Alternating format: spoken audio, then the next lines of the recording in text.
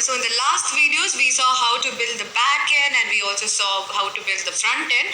Now we need to establish a connection between these two, right? So how are we going to do that? So the first thing that we're going to do is we're going to use the package called Axios. But before that, let's open the backend and front end. We're going to simultaneously open these two things because we want the backend also to be live and running. We also want the front end to be live and running. Only when these two are running, we can do it. Okay, so we're going to split the terminal. You see that towards the right, you have an option called split terminal. Okay, so one terminal is for the front end. I'm just going to change the directory to the front end and change it to write to project and run it for the front end. And the other terminal, I'm going to keep it for the backend. Okay. So let's get started. This one runs on a port 5173 and here let's change this one too. And yes, we're also going to run the backend. Okay, so now the front end is live and running and the backend is live and running. And the backend has all the APIs. These are the APIs that are going to do all the work. These are the APIs that is going to establish the connection between the front end and the backend. So they are going to carry information to and fro towards front end and backend. So all these processes are going to happen now. So now let's quickly, we are going to install a package called Axios. Okay, so this is the packages that will help us to, send all the HTTP requests and everything. Okay, so it's called Axios. So npm install Axios, AXIOS. Okay, so once this package is installed, so once this is installed, let's restart this particular terminal.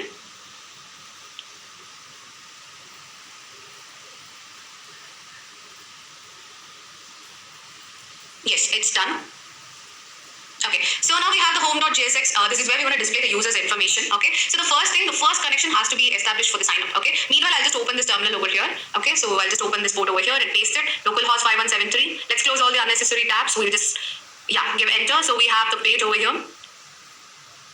This is the registration page. Okay, so what have we done in the registration page? We have actually collected the data, stored it inside a state, and retrieved it from the state and consoled it. Okay, but we don't want any console to be happening. Rather, we want the post request. We want to post the details to the backend. We created an API for that. You remember it is /sign-in/verify. This particular thing posts the user details into the database and also sends a mail. Okay, so what we will have to do, we have properly given some responses at the backend. Okay, some true, false, and all those things. We're going to retrieve those responses. According to the responses, we're going to display alerts. So any error, then we're going to display some alert. If the registration link is sent, we are going to display an alert. Okay, so let's see how that is being done now. Okay, so the first thing that we will have to do, we'll have to call the method. Okay, Axios.post, and always the try catch block as per our routine.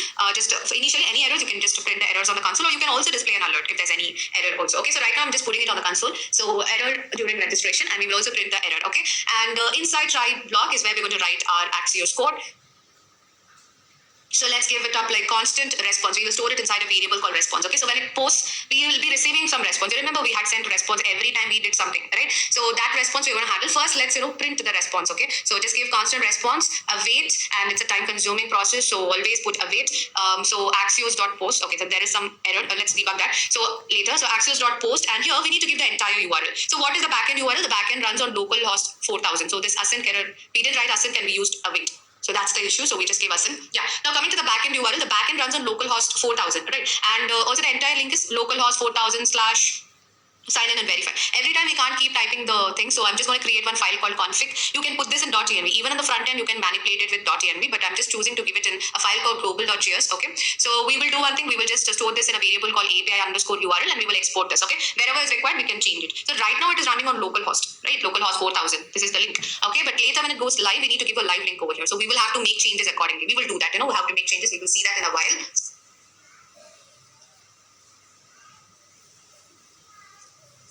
So yes, so we have HTTP localhost 4000, and now we will export this. Export default.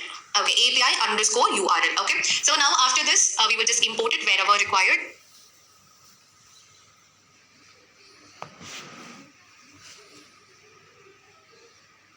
Axios.post, and yes, now we will have to give the entire link, and since this entire link involves a variable, we will have to give a proper template literal. Okay, so this is /sign-in/verify. Every time you write the URL, okay, every time you write the URL, make sure the proper route is specified. We might miss out on the route. Maybe we might leave sign in and just put /verify. So always remember to put the right values over there. Okay, so now we're just going to put $ and open the API_URL and open flower bracket. Yes, now this response is there. Let's print the response. Okay, so we'll have to send the payload also, right? The form data is where we have the entire payload. We will send that also along with the response. Okay, so this value will be retrieved in request.body. Now can you connect how this is happening? So yes, so now we will just console the response first before we manipulate this response.data.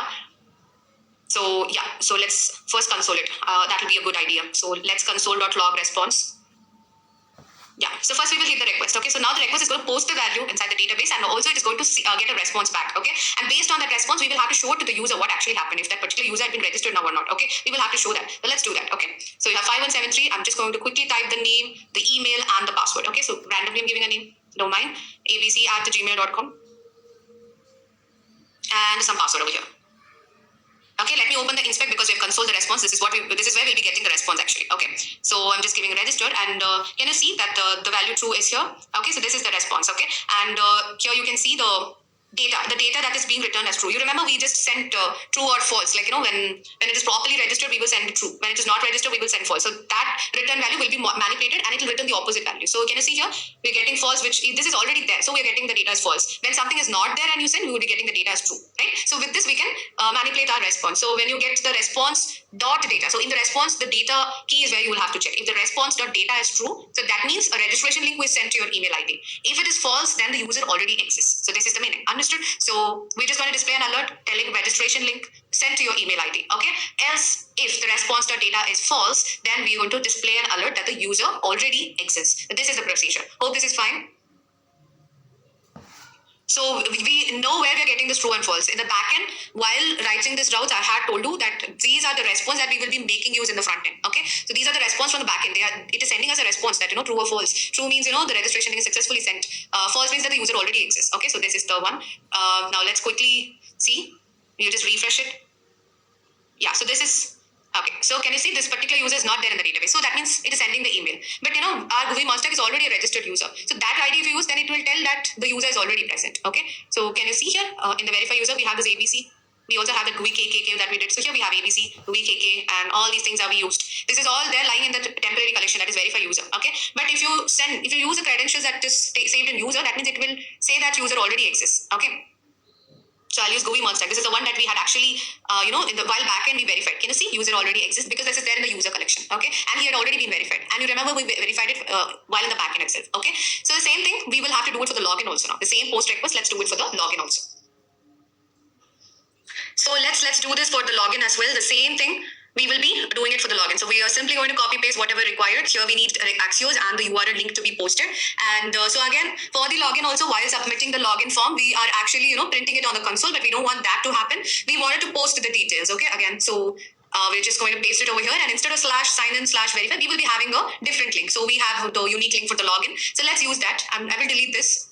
And constant response await API URL, just delete this, and it is just /login. Okay, and it's going to send the form data. First, let's see the response. Based on the response, we will manipulate it. Okay, for the login, what kind of responses we have sent? We have this invalid username, a password, or server busy. All these are the responses that we have been sending, right? So let's make use of that.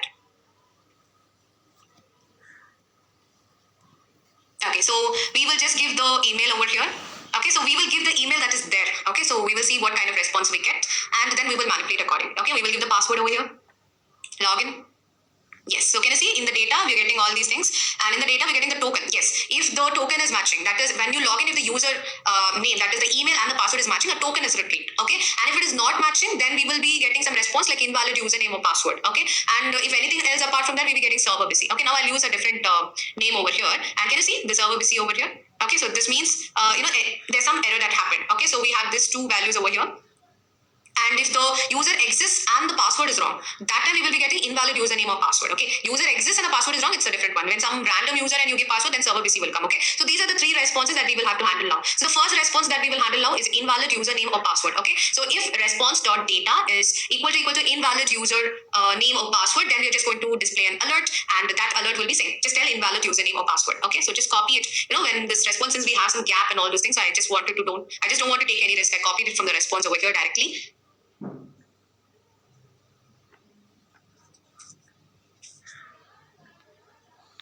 Else if, and so in the else if, we have response.data that is equal to server busy next. Okay, so in the server busy, if the response.data is server busy, then what we will do is we will just again display an alert. Okay, so we will just give some alert like verify your email ID. Okay, so that means that particular user is not there in the list, and so that particular alert can be given, or you can just simply tell verify your email ID. Okay, so now we handle both of the responses. Now is the final response that we want. Suppose if the response.data is existing, that is the user is existing, so that time we will send a status, right? So we are just going to take that to status, and based on its status, first thing what we have received, we have actually received the token. We saw, right? So if these two credentials are valid, then we are sending a token. So in the local storage dot set item. So we're going to set item that is in the local storage. We're going to set the values. So we're going to give dot set item, and here it's going to be user info, and so this is the name of the key. Okay, just like in Redis, the same thing only we're going to follow here. So set item JSON dot stringify response dot data. So this is actually getting stored in your local storage of the browser. Okay, so this token will be sent for further routes like home route or some other route that requires authorization. Okay, so now next thing what we want to do is after the login is successful, we're going to store the token in the local storage, and we are going to navigate to the home page. Okay, so to navigate this, then we will have to use the use navigate hook. Okay, remember I just gave an introduction to link and use navigate from React router DOM. So we are just going to get that, and we're going to give the hook over here and store it inside a variable called navigate. So constant navigate is equal to, we have use navigate and open the bracket and give the values. Oh yeah, that's it. Okay, then now when the login is successful, it will just go back to the home page. Okay, so this is what is all about. So let's quickly see the output. And I'll also show you where this local storage is. I'll tell you in the console where to look for this local storage. Okay, so we'll first have to log in. So gooeymonstack@gmail.com and 1, 2, 3, 4, 5, 6, 7, 8 and click on login. And can you see it says invalid username and password. Okay, so let's check this out. I'll just give a proper password once again. Maybe I missed out on something. Yeah, okay, it still says invalid username and password. Okay, we have just given 1 equal to that. So it just compared. So we'll give it 3 equal to. So it's comparing the string exactly. Or else it is just loosely comparing. Okay, so let's do it once again. Yes, can you see the routing back to this home page? And we have this application. Click on storage, local storage, and here can you see in the key user info, the token is stored. Okay, we had sent it from the backend. That response is stored over here. This token is stored over here. Now what we will have to do, we will have to provide proper route for this home page. This home page is just like a simple static page. Now we will have to make it dynamic. We will have to make a get request. So at the backend, we had given a specific route for the home. So if there's proper authorization, then what we will do is we will display the username over here. Okay, so whichever username had logged in, that particular username, we will display it over here. Do you remember we had collected the name while registering? We will display that name over here. Okay, so we will do that. And also when you just copy paste it, also the session remains the same because it's there on the local storage. Okay, so let's quickly do it for the home page. Okay, so we're almost at the end.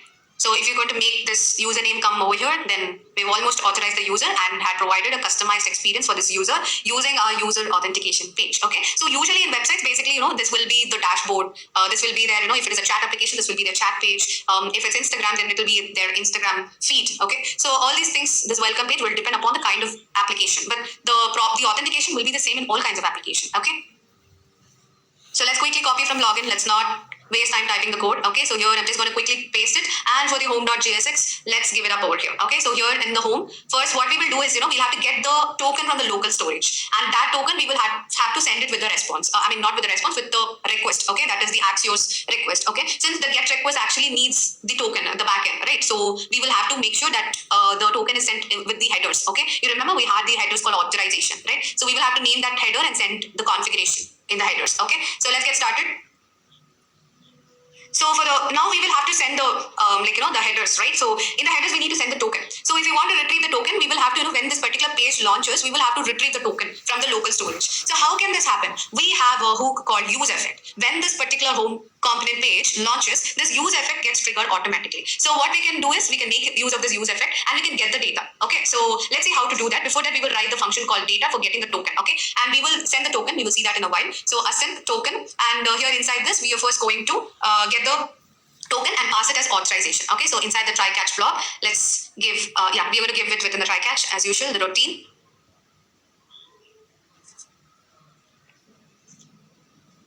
So in the try first, we will have to give the configuration, that is the headers, right? So we will just give it as an object. So constant config is equal to. So all these things are found in the Axios package. So these codes are inspired from the Axios package. If any doubt of why I'm writing this config in the object form, because the config is sent this way. Okay, so that's how the Axios package is written. Okay, so first let's write the configuration over here. Constant config is equal to, I'm opening the bracket, and here I'm sending the headers. And in the postman, you remember in the headers we had an option called authorization, right? So headers is an object. Again, in that we're giving authorization over here. Make sure A is in caps. Okay, authorization, and inside this authorization we need to set the token. So how will it retrieve at the backend? It will be request dot headers dot authorization. Now you remember how it extracts this token from the request. So along with the request, we're going to send this token. So this token came while logging in. Now it is going to the authorization. Okay. So this is it. So we have not yet retrieved the token from the local storage. We will do that in a while, okay? So how are we going to do that is like using use effect. So first let's write the Axios. We'll go one by one, okay? So I'm just going to paste it and make sure this link is /home, right? and it is also a get method. Okay, the method and the route. These two things are to be checked when you make a response. Okay, so it is /home. Yeah, perfect. Let me double check it. Okay, so we are not going to send any payload, rather we're going to send the config. Okay, here we need to send the config file instead of payload. We shouldn't be sending it as payload because this is a kind of authorization that has to be set in headers. Okay, so yes, now we want to launch our use effect. So as I was telling you, we need to get these details from the local storage. We'll be making use of use effect. This use effect triggers as soon as the home page launches. So in the use effect, we are going to first get the data from the local storage, and the data is actually the token. Okay, user is equal to, we have JSON dot parse, and inside this we are going to give local storage. Okay, so we stringified it and stored it, right? So when we retrieve it, we need to parse it back. Okay, so local storage dot get item and open the bracket, give the key name. The key name is user info. Okay, so this user info will have the token.